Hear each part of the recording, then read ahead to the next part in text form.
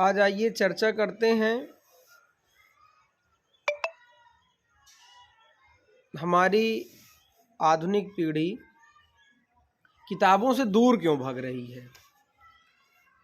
Mobile के ज़माने में लोग किताबों से लगातार दूर भागते जा रहे हैं।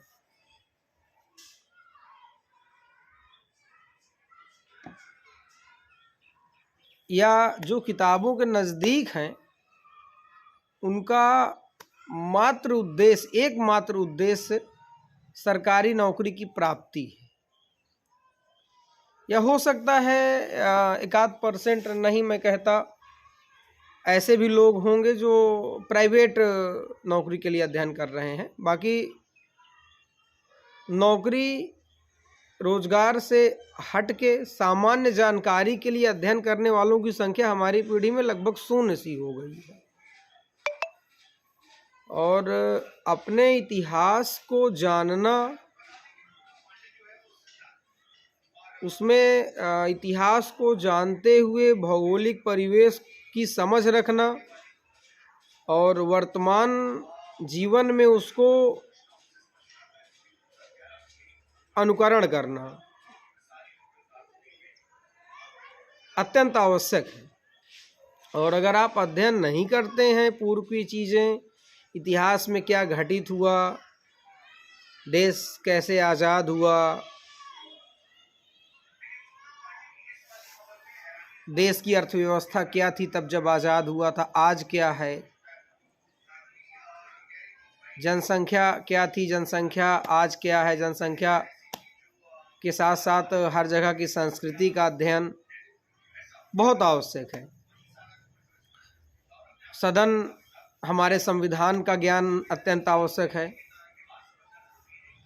जीवन व्यापन ही महत्वपूर्ण नहीं है, सरलता पूर्वक जीवन व्यापन महत्वपूर्ण है। और उसके लिए इतिहास भूगोल के साथ साथ अपने संविधान को जानना अत्यंत आवश्यक है। संविधान ही विधि पूर्वक जीना सिखाता है। भारत का संविधान विश्व का सबसे बृहत लिखित संविधान है। उसमें धर्म, हिंदू धर्म, मुस्लिम धर्म से लेके विज्ञान तक की बातें उसमें निहित हैं। संपूर्ण विधियों का वर्णन है, विधि विरुद्ध के लिए सजा का प्रावधान है। वो आप सब लोग थोड़ा समय निकालिए और अपने इतिहास को जानिए। और किसी भी पूर्व में घटित घटनाओं के विषय में सकारात्मक या नकारात्मक पहलू को रखना बिना पूर्व घटनाओं को जाने हुए थोड़ा सा अटपटा सा लगता है। जैसा कि मैं लोगों के बीच में बैठता हूँ, कभी कुछ चर्चाएं हुई तो कभी कोई गांधी को गाली देते हुए मिलेगा, कभी कोई नेहरू को मिलेगा। मैं कोई गांधी और नेहरू की विचारधारा का बहुत बड़ा अनुयायी नहीं हूँ, लेकिन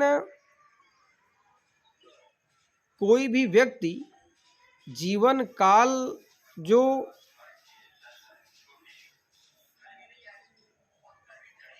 जिसका संपूर्ण जीवन